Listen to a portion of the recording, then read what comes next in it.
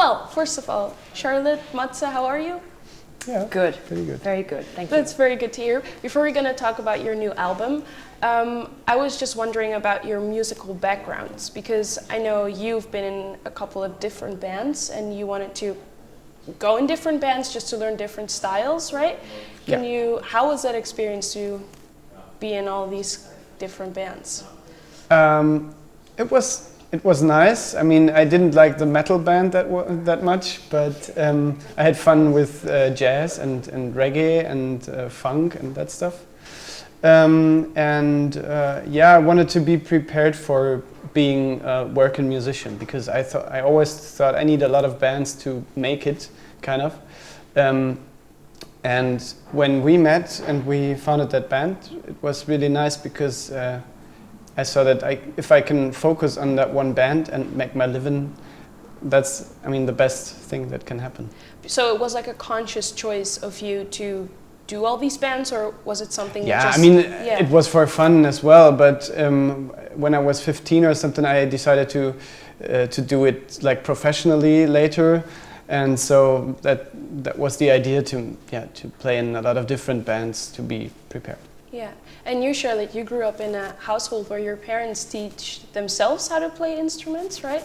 And they pass it on to you. And when was for you the moment that you were just like, yeah, I want to do this professionally?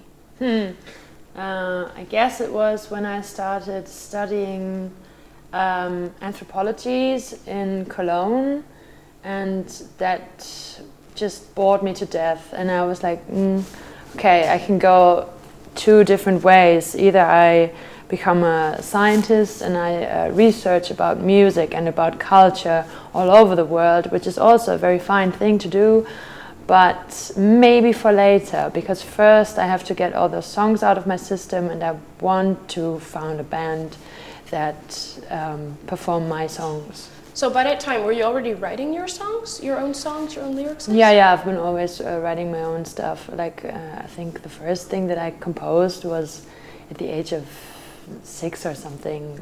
Like I just taught myself how to play the piano, and then you make up little melodies and little things. Yeah, and then you both met each other in like a theater production, right? Yeah. And how did the band came? How did the band come? Yeah, that was when we had. There's a saying: there's always a lots of waiting hours when you do entertainment whatsoever. So you have those like empty hours or time chunks in between a sound check and a show, or in the theater between getting your makeup done and then until the show itself until the play starts. And in those times we made use of those times in jamming together, and that was really fine. And then we got to know each other musically, and yeah, it just felt natural to make a project together. Yeah, because what was the moment that it like clicked, like we should do something with it instead of just jamming?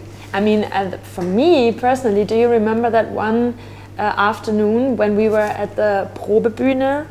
I think I know which one you mean. You know, that's like a little space, or that's actually a big space. It was in an attic of that theater. There was an old piano, and it was all wooden, and you were just playing with a bass drum and a snare drum. No, yeah, something like it. Yeah, I mean, sometimes I just took things that were in the room when there was no drum set, and was just piano and some suitcases or something.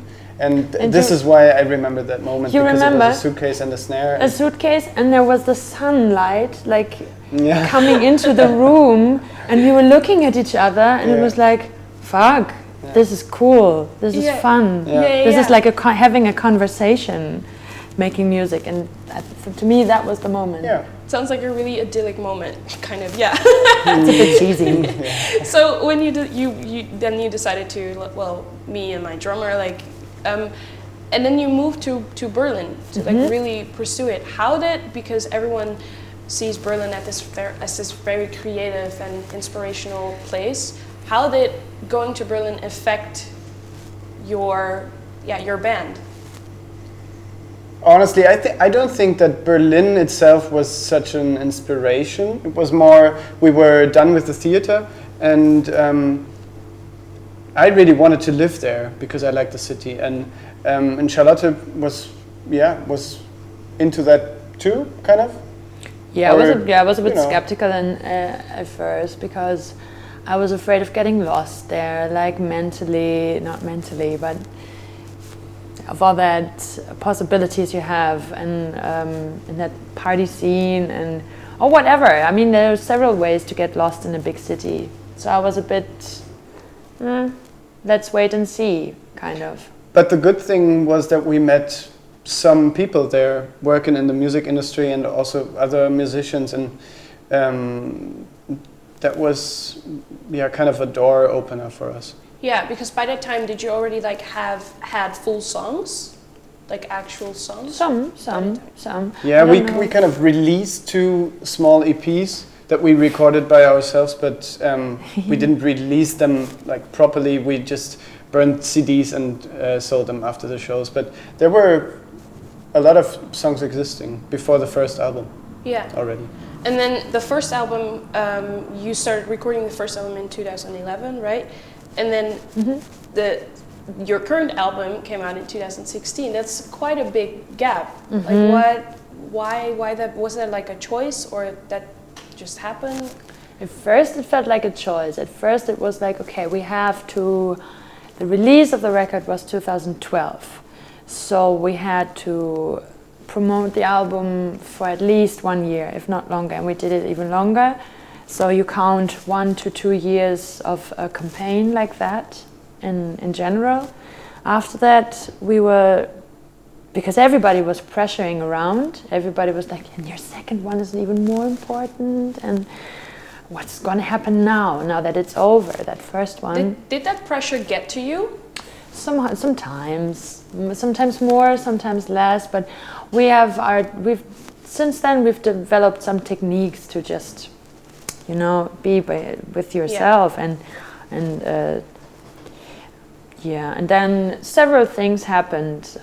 Like life came in and made us, and crossed our plans basically. Like we went to the studio in 2014. Those 2 years were done. That was actually a proper time to do it, but we didn't do a test with that producer person, with that engineer/producer person. Yeah.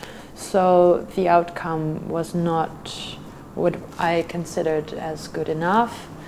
And so we had to throw most of the things away. Really? Yeah, and afterwards I broke my left foot like really badly, and that also delayed the release of the second album after it was ready. And yeah, that was difficult.